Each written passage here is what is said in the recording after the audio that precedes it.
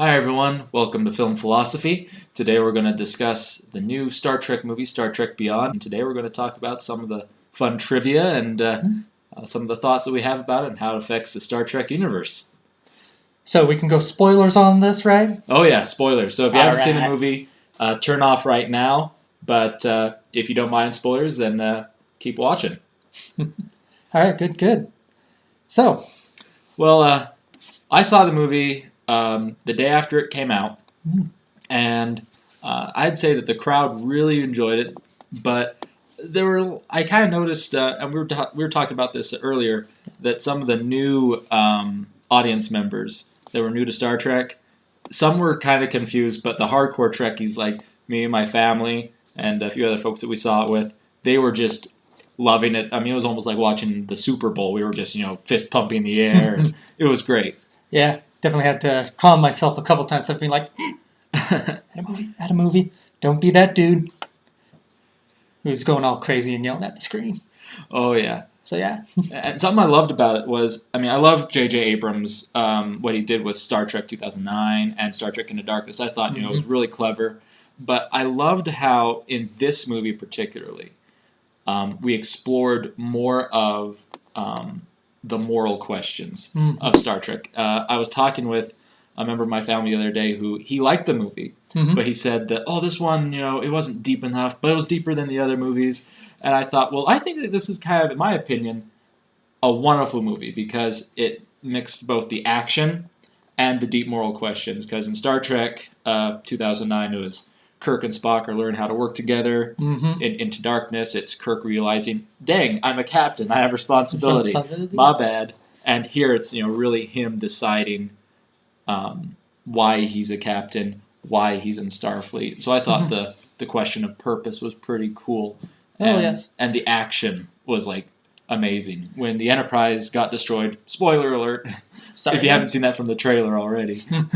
The trailers weren't too good for this one, especially I'm hearing there's one where it just gave away the big plot point of it all. Oh, yeah.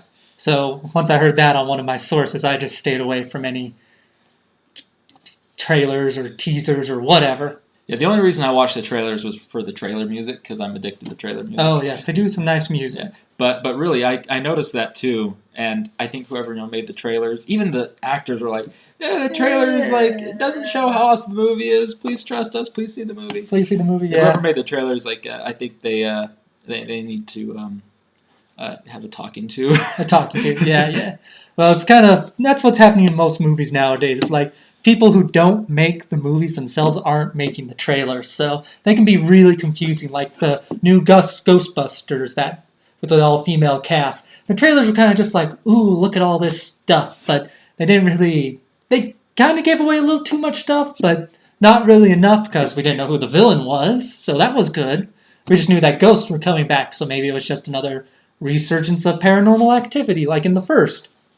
But that's for another film philosophy point. Oh, yeah, and we'll be talking about that hopefully next time, too. But back to your thing about, going into the purpose. Do you think it's because, they changed directors. They went to Justin Lin of the Fast and Furious movies. That, and if you ask me, I think it kind of stepped out of the shadow of the older generations. Because the first one, they poured off and did another whole new timeline, as seen with Spock Prime and New Spock. And then the second movie was basically just a rehashing of the Wrath of Khan. So do you think that had anything to help with them, being able to go a little bit deeper with that instead of just, going on pure nostalgia? I think so. I think that, something I read about was when Simon Pegg and Justin Lin and the other writers, they were formulating the story. They said that they wanted to hear from the fans. They wanted to get details from the fans. So they went to the Star Trek, wiki page, and they got all the information on the background of the Federation. Because later on in the movie, it's referenced that the war between the Xindi, the Romulans, the whole the Makos, the Makos, especially the Makos, the whole Enterprise TV show era is really important. And though I love J.J. Abrams, I don't think that that great detail of the history was there in his movies, whereas in here it was a lot more No, I think that's because they were Yeah. trying to set everything up for us. Sure, they sprinkled it in a little bit here and Yeah. there, but that's one of the planks of non-Star Trek loving people who like us and maybe you watching.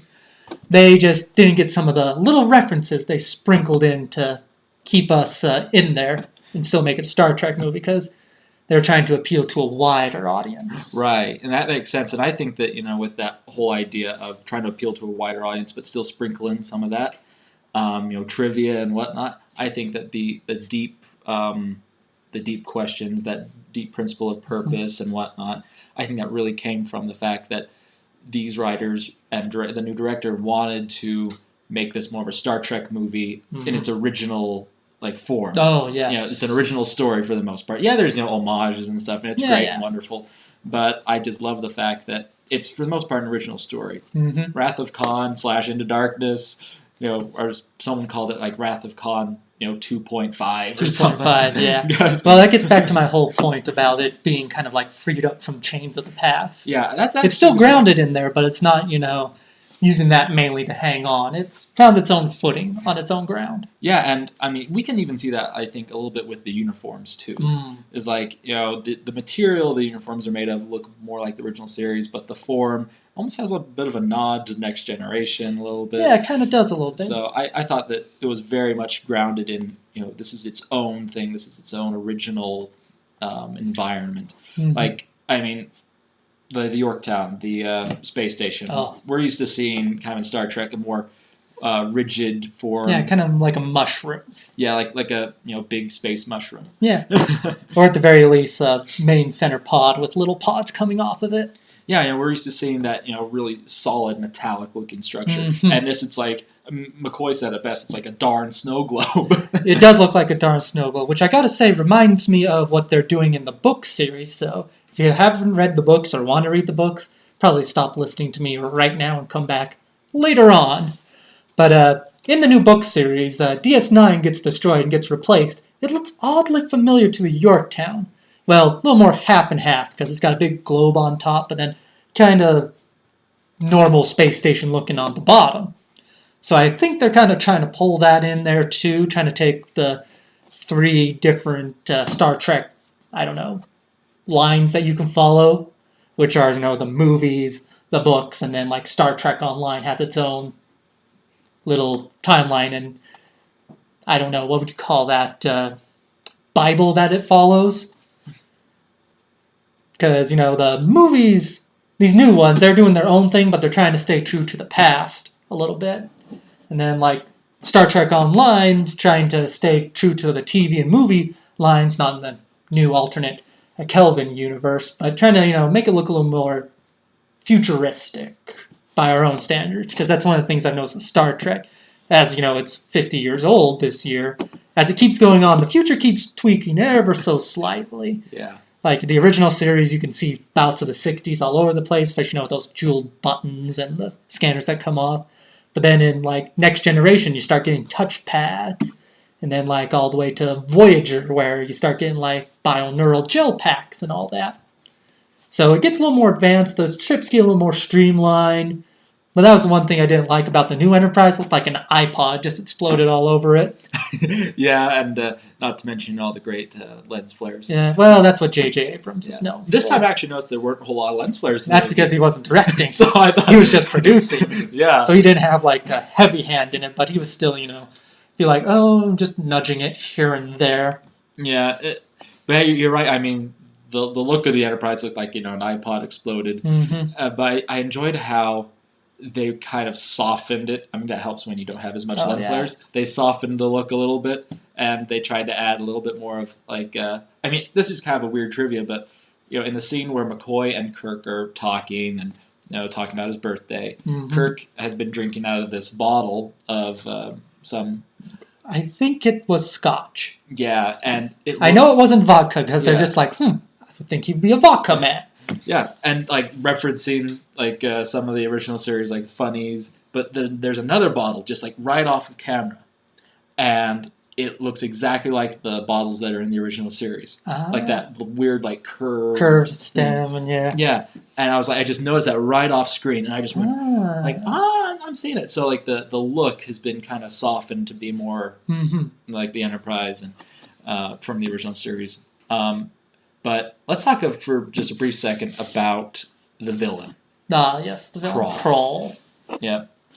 What do you think about him? He was all right. I mean, after we got a little bit of his backstory, as like he was part of the Federation, but then, as far as we know or can speculate, that he got sucked into a wormhole, so that's how he ended up in a whole other sector of space that they hadn't actually been to yet, and crash landed on a planet. But then it's just kind of like, I'm just like, okay, because I kind of saw that coming when they first got to the ship. I'm just like, how the heck did a Federation ship get here? I'm just like, oh, I get it now. The bad guy used to be human, but then they found this advanced technology after they started playing all the old logs and stuff after they figured it out. If you ask me, I think they should have introduced that earlier in the movie instead of waiting till the, like, 2/3 of the way into it before the big fight scene. They're just like, that's why he's doing this. Yeah, I kind of was like, when I watched it the first time, I was like, yeah, this is good. But I was almost on the edge of my seat about to like throw a shoe, just saying, listen, I need to know who this bad guy is. I need to know why he's doing this. Yes, exactly. I mean, because he keeps saying, and once again, another deep moral question that the movie brings up is unity and humanity and the Federation, purpose, all that stuff. My question was like, okay, dude, you keep mentioning that, the time you grew up in was very much different than the time that Kirk's in. And I'm like, a little bit more information? Just sprinkle a bit more. But when they did reveal it, I was like, aha, it tied everything together. It was beautiful. It did. And so like I enjoyed the plot for that, and I think the character's actually like pretty compelling. I want to know more about him, but that's just me. Yeah, but he was just the one-off bad guy for this one movie, so we probably won't get too much more. But yeah, I think they could have played up his war dogness, because he's an old Mako, or the old military infiltrator set from the old Earth, like before Archer's Enterprise. So. And something like, because you said, we might not see him again. That reminds me of a point that's kind of, I don't know, it's kind of. He got sucked out into space and eaten by his own machine. Well, like in the Prime universe, we have this. The Prime universe exists, and then the Narada goes back in time and creates like this Kelvin timeline that we're talking about. Oh yeah, that's right. He would still be there. Yeah, that's what you're getting at. Yeah, Krall, he's going to be in the Prime universe itself because the era he grew up in, the era of the Makos, occurs before the Kelvin event of 2009, where Kirk's dad bites the dust. Yes. And so there's a possibility. Allegedly, because we know he's going to be in the next movie. He's going to be in the next movie. Good old Thor. Yeah, I mean, there you go. So, well, since he did kind of go through the worm, what was it, a black hole anomaly, maybe he got spat out the other side, or maybe he didn't quite make it all the way, and then it's going to end up back. Slingshot back. If the bridge was sealed when the Kelvin collides with the Narada, then he could easily still have life support and gotten, shipped off to through the wormhole or something. I mean, there's a lot of possibilities. Yeah, that's true. What I'm thinking they're going to do, because if you notice if you remember way back from the first movie, you see him get flinged forward to the thing. So I imagine he probably made it through it, or that part of the ship did. And I don't know, maybe they put up some listening posts just to make sure nothing else comes through. So then, I don't know, maybe it opens back up and there's going to be all these alerts and everything, and this little piece is going to come out. And then some ship that's nearby is going to be there and be like, "Sir, we found one human life sign in there. It's barely alive." And they're probably going to transport him, and then they're going to call Kirk, and they're going to come screaming over. And then, who knows, they're going on a grand adventure. But I wouldn't be surprised if maybe his dad doesn't make it all the way. Because he's missing 20 some odd years? How old is Kirk in the Kirk's movie? He's in his 30s, I think. He's in his 30s in that? So yeah, he's missing 30 years of life and all that experience. So it'd be kind of it'd be a little bit weird. Your dad would kind of be your same age. Well, he does say he's the same age as his dad when he died in the movie. Yeah. So it'd be kind of you can become, friends with your father who's your same age. Yeah, and it's all that weird time shit that Janeway didn't want to get involved in. Yeah, and Kirk's mom is still alive. Yeah. That would be awkward. That would be just hey, like, honey. I'm home. And I think like 2009 said that she might like remarried or something like that. Maybe. And well, we know in that she definitely stayed on the starship. That's why they were with her uncle and I don't know, like his half brother. Was that his half brother? Was that person calling him? That might have. Because I remember in the original series, he did have a brother that was at that one colony that got killed. Yeah. And then I think that was his nephew in the original Wrath of Khan or Search for Spock that got killed by the Klingons. Well, that was his son. That was his son. Okay. Yeah, Kirk. He and Dr. Marcus was actually she wasn't in this movie. She was in She was in Star Trek Into Darkness, but she wasn't in this movie. Well, maybe that's why she got pregnant. We'll find out in the third or maybe the fourth movie because if I remember correctly, reading on IO9 that Chris Pine and I'm blanking on his name for Bones. Keith Urban? Yeah, Keith Urban. I think they're signed up to plan for 2 more movies. I'm not 100% sure, so don't quote me on that. Yeah. I mean, this movie has, since, like you said, really well at the end, it's kind of freed itself from what Abrams did a little bit. Mm-hmm. I think there's a lot more freedom with what they could do for the next one. And, other ones, like you said, signed up for, 2 more? I think so. I don't have my sources right here with me, so I can't double check right away. Yeah. So I think that there's just, this movie, I really loved the fact that it got away from the Abrams, because 2009 was good, it was original, it was a new take for the most part. Into Darkness, it was like... Bright and shiny. Oh, it was bright and shiny, really bright. Wrath of Khan and Undiscovered Country was like they... made a baby. J.J. Abrams added some, lens flares into it, and there you got Star Trek Into Darkness. Yeah, there you go. I mean, I was really... Well, it's not like they could not do Khan. He was like the biggest, baddest villain ever, as Spock Prime pointed out in that one little short cameo he did, just like, now we promised each other not to mess with the new timeline, but Khan! Let me tell you about Khan. You should shoot him on sight. Just FYI. Just FYI. And something about the Spock you just reminded me of is that this movie really banks upon Leonard Nimoy's death, now Spock's death, Spock Prime's death. And so for like the older fans, fans like us, we're just like crying the entire time, and I think it became a little bit more of an emotional investment in the film, and probably an emotional investment for the rest of these films, because that like this is the last Spock alive. So well. I liked and didn't like what they did there. They could have done it a little bit differently. Don't ask me how. Yes, it does give Spock his driving goal for like the whole entire movie, because it's like, all right, I'm just going out for one last ride.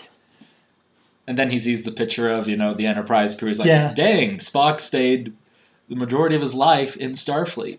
And he's maybe just like, well, if he lived this long, maybe I will. At least that's what I'm thinking. So he's going to just like, well, I don't want to mess with this new universe too much, because if I remember correctly in the first one, he's like, yes, but saying he already knows, but by our very nature, we've already made a new universe just by him coming back. Which was kind of just like oh, come on, it's so obvious. But I guess for the newer fans, it wouldn't be, because they're not well versed in Star Trek time messing around in. That's right. I mean, I think one of my friends said it really well. He said, with everything that's going on with the Kelvin timeline, with everything that's going on with Star Trek and time travel, anything goes almost. Yeah. I mean, and Star Trek Online, for example, if you haven't played Star Trek Online, you really need to play it, because, it's wonderful. But the most recent season with time travel, I was just like, where am I? Well, that and it also ties in some of the stuff you see in the TV show as well, like how some certain artifacts in the Next Generation end up where it is, or like a certain shuttle from the future in Enterprise.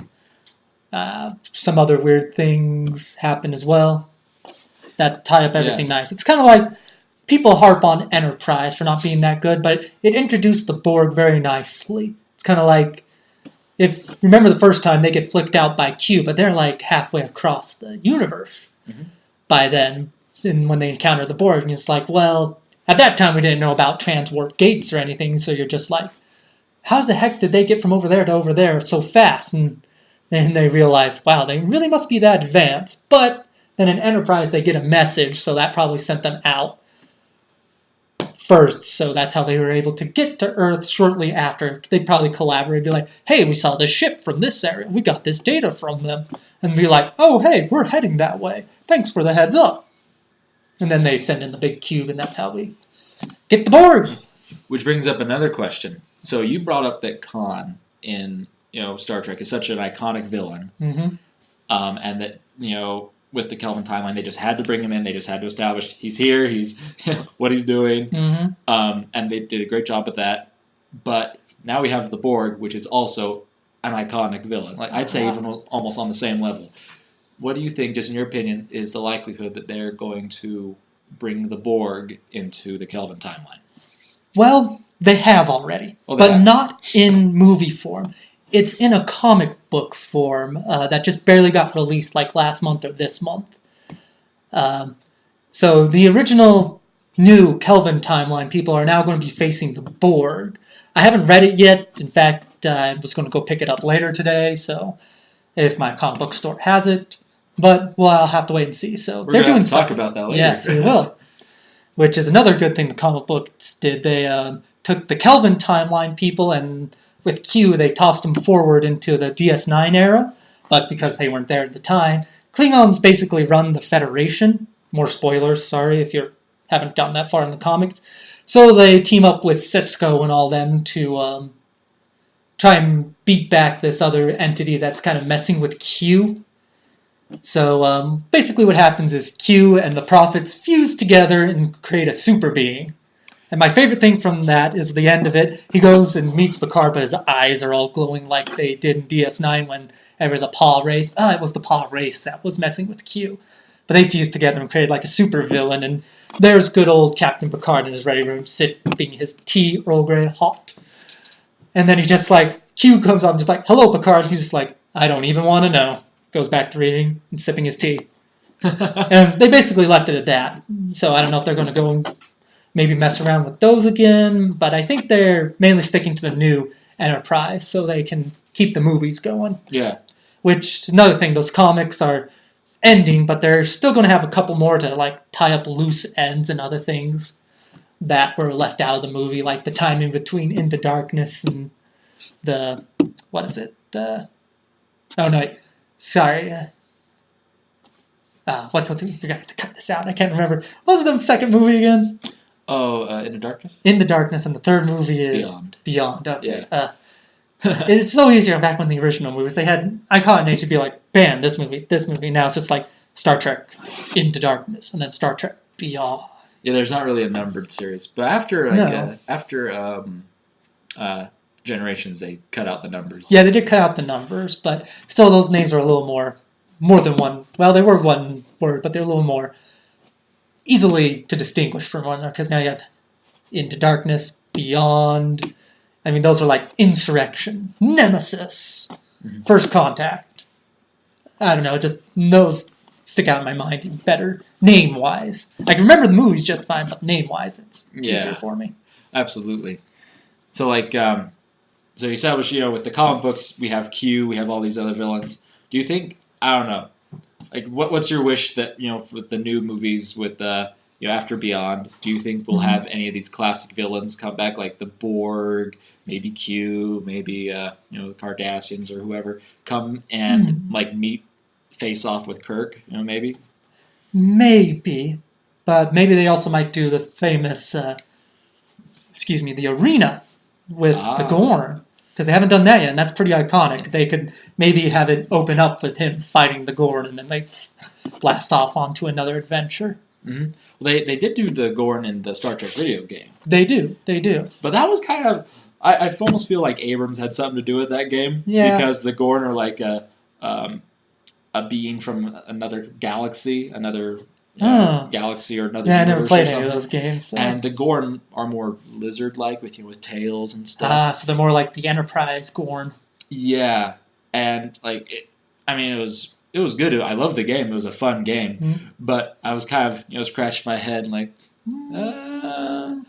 Well, maybe the next big baddie might be the Tholians. Even they were big in the original series. The Tholians, yeah, I think that's actually a really good idea, because the only other time I've seen the Tholians really explored is in either Enterprise, and it was just kind of there they are. Yeah. Or Star Trek Online. Star Trek Mhm. Online banks heavily on the Tholians, and if I have confidence in the new direction that the new series is going.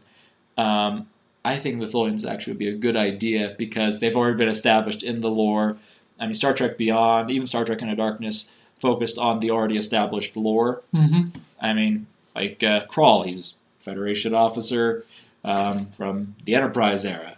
He had an NX-01 vessel. It's like really... Well, he had a pre one. That's why that whole number was a little bit higher because they probably just took whatever the Mako cruise ship thing was called and just slapped an NX on it. I mean, might as well. I mean, so there's a lot of things they can do with it, and I think that they've really, like you said at the beginning, they've really freed themselves up to do a whole lot more. And even with the comic books, I mean, I was flipping through the comics that had to do with the aftermath of Into Darkness. Yeah. And it didn't really lead at all into Beyond, but they explained some things, like, why does Khan look different from the Khan in the original series? And, and they established some really interesting things there. So I think, there's definitely a lot of possibilities this could go through. However, I do have to say, even though the Kelvin timeline starts when the Narada comes through, there seems to already be just a little bit of like a difference.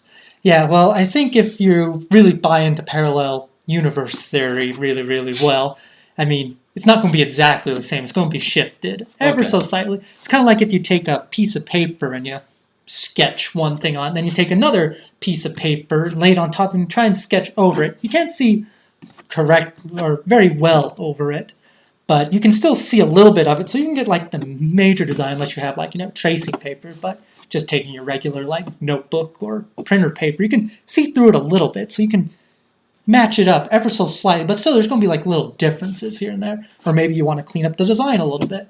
Yeah, and it also kind of getting this information from the Marvel universe, mainly the Spider-Verse, because they have an ongoing thing where it's like, here's all these different Spider people from all across the multiverse. Many of them are Peter Parker, but a little bit different. Yeah, like one's a billionaire, one's not. One's not. Basically, that one's Batman. Indian, yeah. One's like an Indian, one's a pig. Wow. There's like a steampunk universe where there's a spider lady, or like the really weird one was from the normal timeline where there's two Spider-Men. One just happens to be Otto Octavius in his mind, which looks exactly the same. The costumes are a little bit different, but they still take that same motif, which I think is what's happening here with Star Trek. It just takes the same motif, but then just tweaks it a little bit. And like I was saying before, it's kind of how we view the future at the time of the making of it. That's why the original series had all those button jewels, and then the little thing that comes up and looks at you, because that's what they thought it was supposed to look like in the future. Then it changed a little bit to touch screens in Next Generation, and then DS9 was kind of a bridge between original or Next Generation and Voyager, which got even more advanced, a little more touch screeny, a little more holographic. Yeah. And that's why this new Enterprise has all that holographic interface. You can see through it, which would be kind of weird on a starship. You're like, I can boop, boop, boop, but I can see my feet.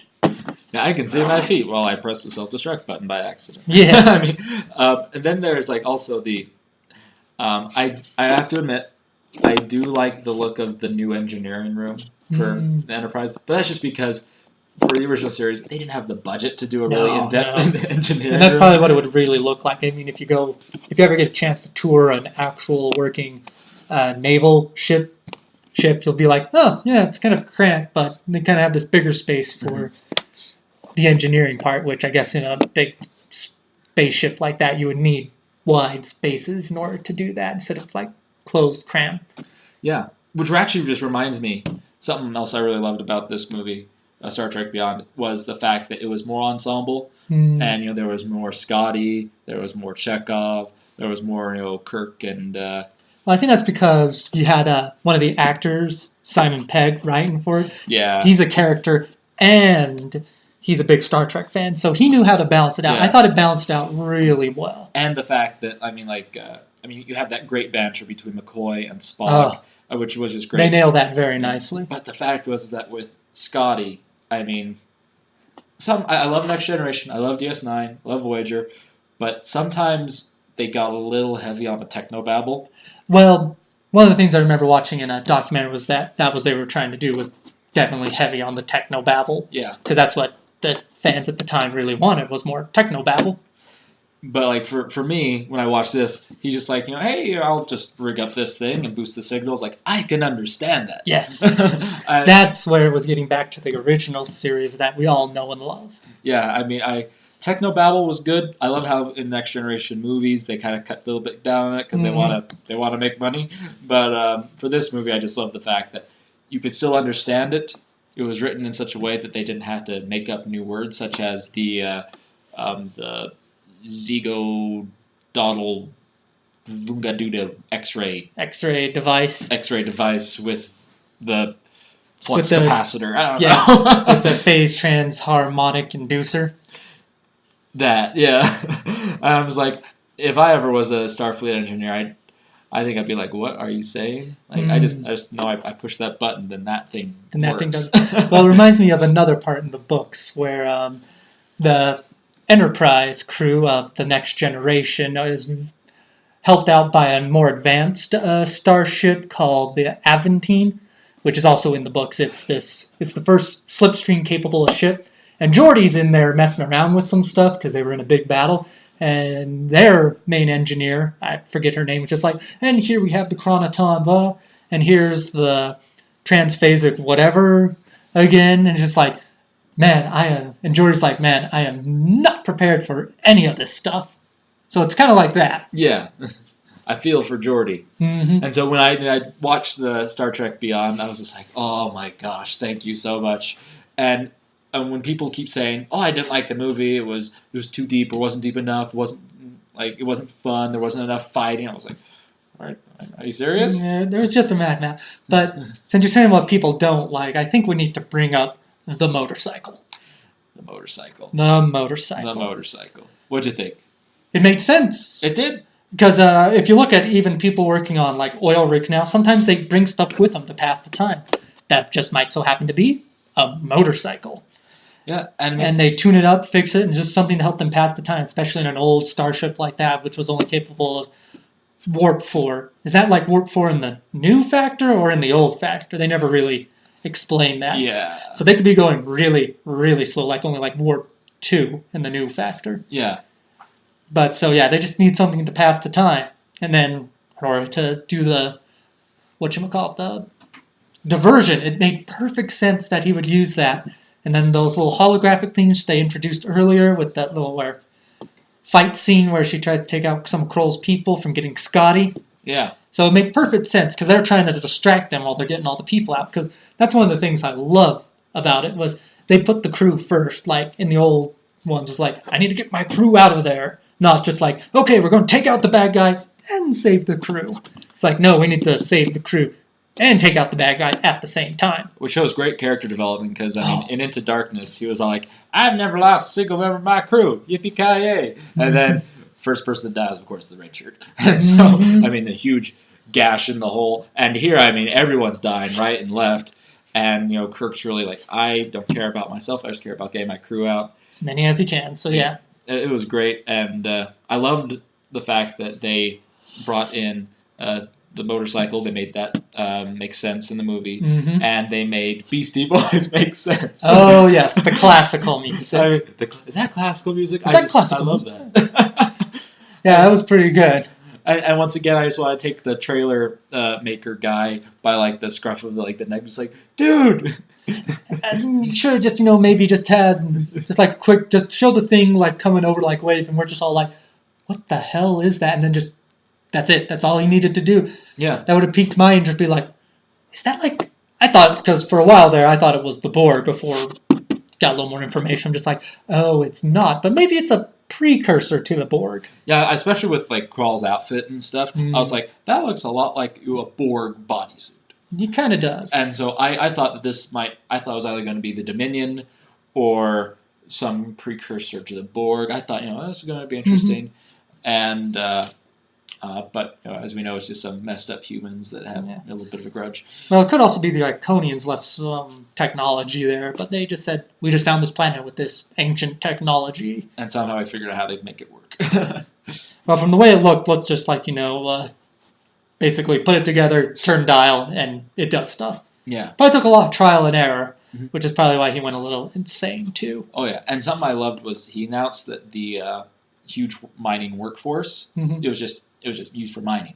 So maybe a possibility with how they're so effective in combat is he reprogrammed them to be more like a soldier that he Yeah, was. well, he was a soldier. Yeah. He was an old war dog. So all the stuff that like these drones were doing were very much, like military formations Mhm. and stuff.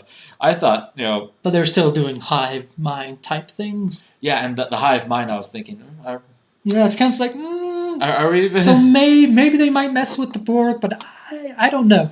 I have no idea where this movie's going to go since it's not coming out for a while now. Like what, 2018 is it? Yeah, and to that I'm like, I just want to tell Chris Pine and Chris Hemsworth, especially Chris Hemsworth, Mhm. like, dude, stop making Marvel movies and make the darn Star Trek movie so we can figure out what's going on. Yeah, a little bit. But see, that's only, he was supposed to just be dead. I don't think he thought he'd be coming back, so that's why Yeah. he went off and did other things, like any good actor should. Yep. And also I want to tell the director, dude, stop with Fast and Furious. Stop with the whole franchise just for a second. But focus on Star Trek. But I don't know. Yeah, it's turning into, what's that dinosaur thing, the Fast and the Furious. Land Before Time, there's like 20 of them. And how many Fast and the Furious movies are there? Like 8? Yeah. Yeah, it's starting to. It's kind of like those Mission Impossible movies. They're starting to be spread a little thin, like too little butter over too much toast. So do you think that actually could happen with the Kelvin timeline with the new Star Trek? Because I mean, we're going to be coming up onto a fourth movie with with these guys.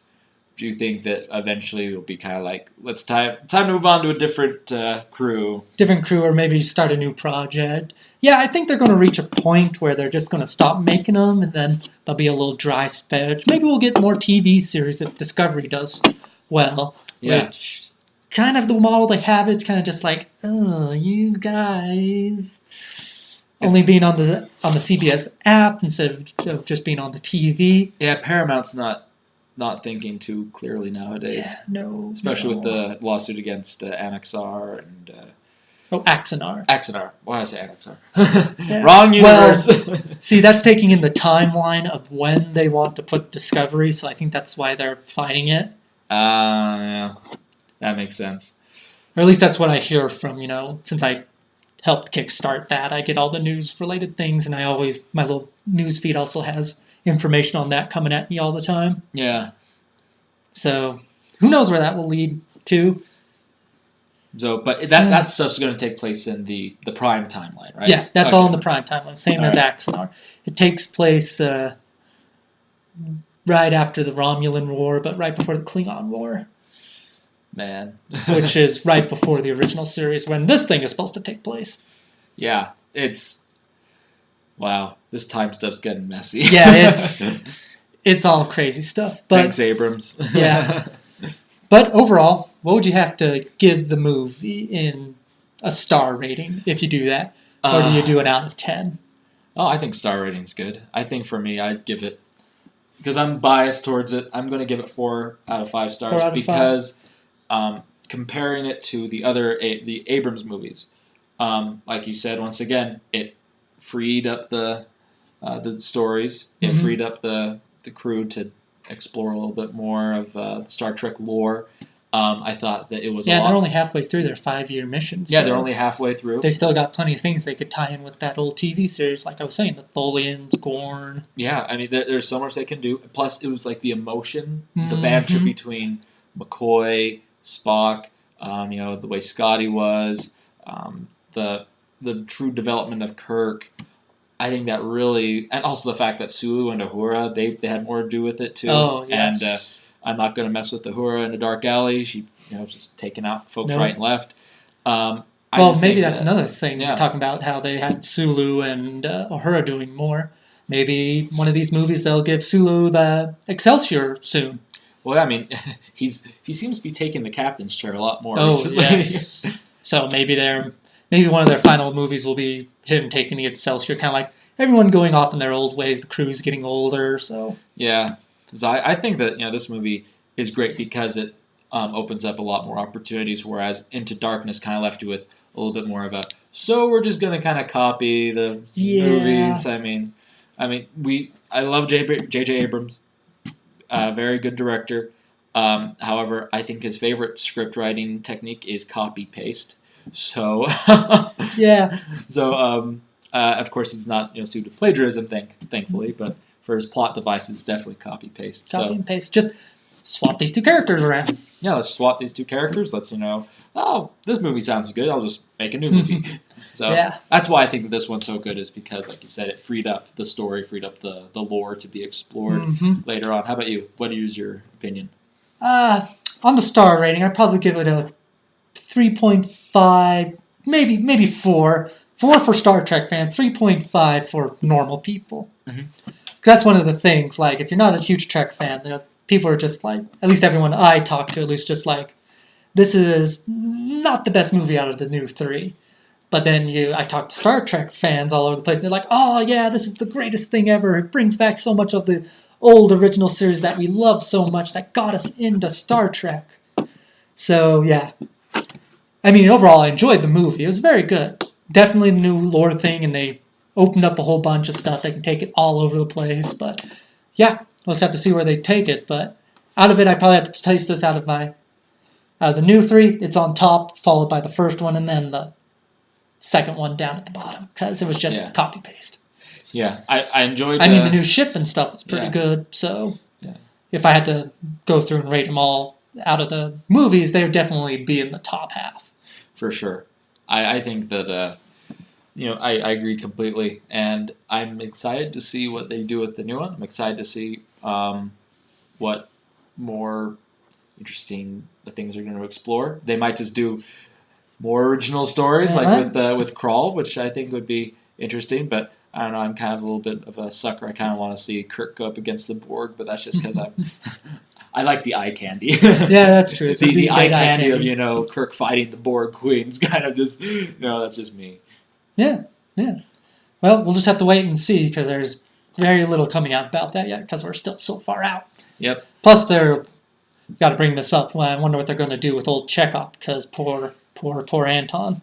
Yeah, I heard rumors like JJ. The first thing he said about that was I think we're just going to kill off Chekhov. I'm like, well, I don't think they'll kill him off. They'll probably just move him to another ship. I think they should move him to another ship. Like, JJ, I know you love to kill beloved characters, but dude, don't do it to this one. No, I don't think. I think they're just going to have him, or maybe they'll replace him. I don't know. It's all very speculative at this point.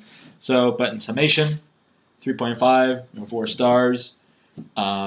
A lot of things to look forward to for the coming movies, and we talked a lot about the comic books and the other timelines. So I would suggest for all of us to kind of do some research, come up with our own opinions regarding what's going to happen. Play some Star Trek Online. I definitely, after today, I'm going to patch that up and probably get on and play some. Yeah, I'll probably be seeing you online too. So I look forward to that. So anything else? No, I think we're ready for our sign-offs. All right. Well, thanks so much for watching, guys. I hope you enjoyed this video. Please comment below about what you think Star Trek 4 should be about, how you thought about Star Trek Beyond, what you wish it was in there, what you wish was not in there. And don't forget to subscribe and like and share with all your friends. And anything else? No, that's pretty cool. Thanks for joining us. And remember to live long and prosper. Peace and long life.